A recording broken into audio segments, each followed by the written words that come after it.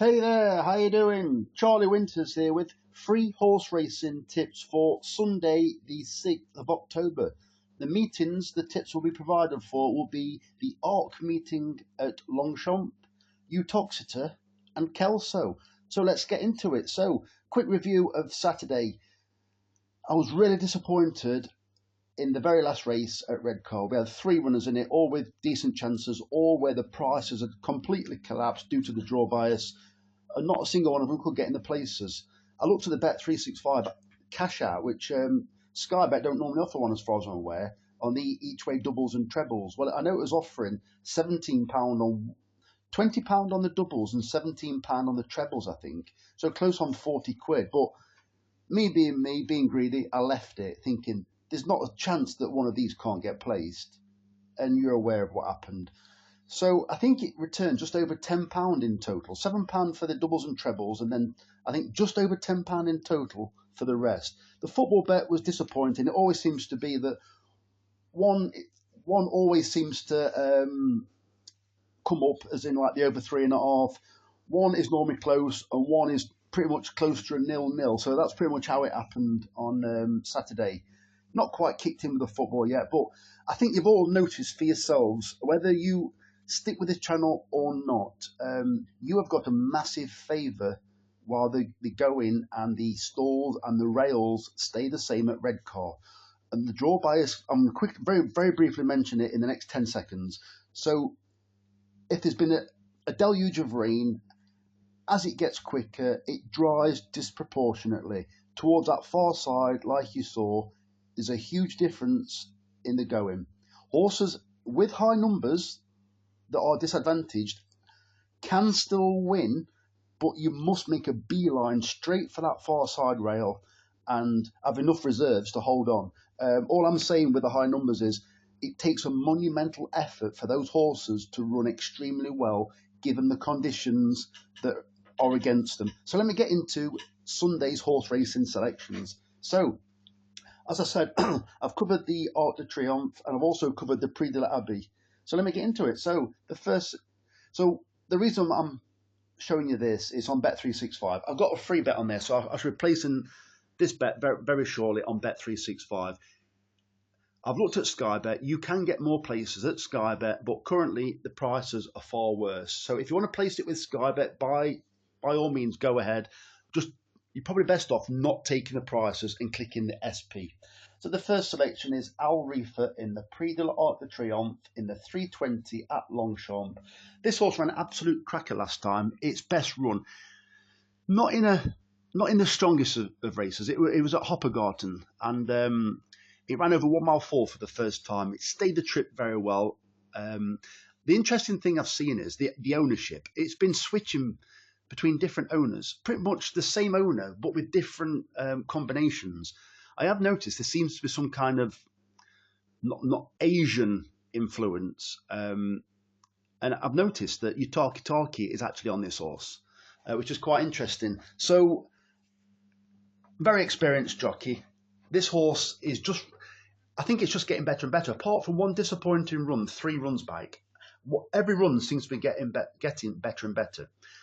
Has he got a favourite chance? No, it isn't the favourite. But I was looking at the favourite. It's done 2 consistent Racing Post ratings of 121 twice, I think. Well, this horse matched that. So I think, given a sensible ride, I think it needs to be no worse than mid-division. Come with a run, and I think it's got every chance. Could be Joseph O'Brien's first arc, I believe. So that's an interesting angle and also selection. The second selection is Kurdos at 16-1. In the 5+2 at Longchamp in the Prix de l'Abbé. So, as I said, you can get more places with Sky Bet. I believe, so the ground is currently soft at Longchamp.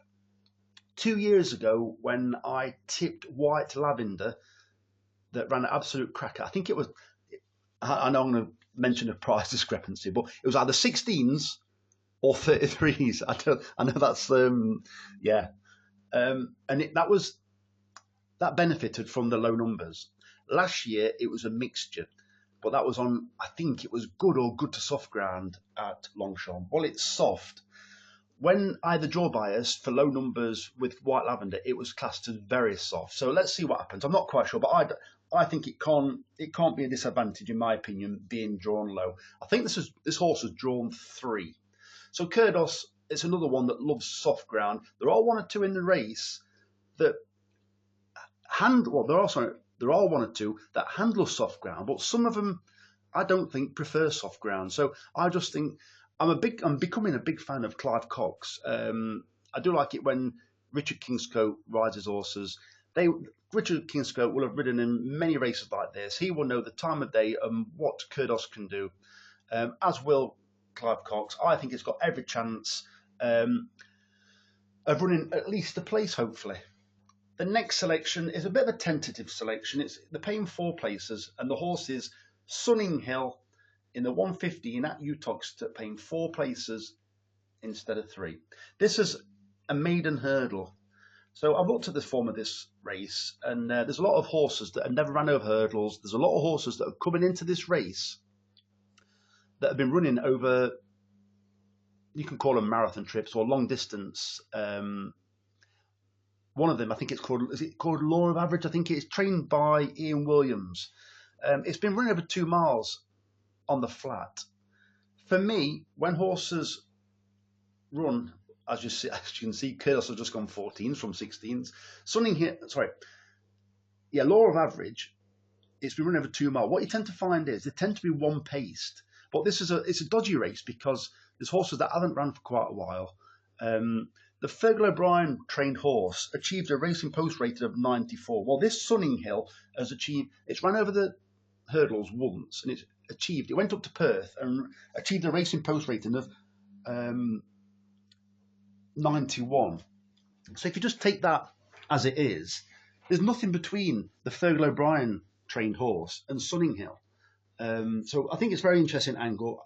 In my opinion, 16s is too big. You watch it'll flash and go to something else now. And the final selection, it's not really an each way selection, but it will be included in this each way Lucky 15, is Faithful Flyer. It was 4-1 when I first clicked it, but it's 7-2 now. Apparently, and not quite sure I'm to believe this, it was 13-2 earlier on. Not quite sure about that. In the 2:05, battery's running low. So Faithful Flyer, 2:05 at Kelso, and it's 7-2. I looked at this race because I originally looked at this race and looked at the horse that's favourite. It's the horse is called Shared, trained by Harry Durham.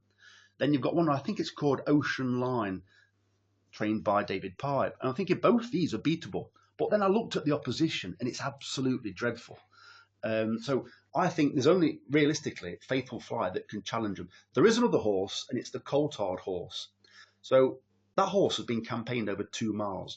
It's lacking a recent run because otherwise that could have been my selection because it was a poor pointer, obviously point to point, 3 mile. Then it's been sent hurdling. I think it was last winter stroke spring. Ran over 2 mile, and it would have absolutely hated that. But now it's been stepped up to, I think it's 2 mile 5 this race. So that horse, the Coulthard horse, if it had a recent run and ran okay, I would have tipped it. But I can't have that horse because it hasn't had a recent run. It will appreciate the step up in distance, but you don't know its current well-being. So Faithful Flyer, it's running okay, and in my opinion, it can challenge the front 2 in the betting. So those are the 4 selections. There will be probably a bet for Monday. It will be another free bet and it'll be on Sky Bet. I think, I'm not sure, I think it's Pontefract Monday, so I'll probably be going to Pontefract. There's a good chance it's probably wet there. So yeah, very interesting. So if you can give me a like or a subscribe or even join the channel, I think it's $5 or $3 a month just to help the channel. So if you can give me a like, a subscribe or join the channel, I really appreciate it. Charlie Winters, over and out. Cheers, mate.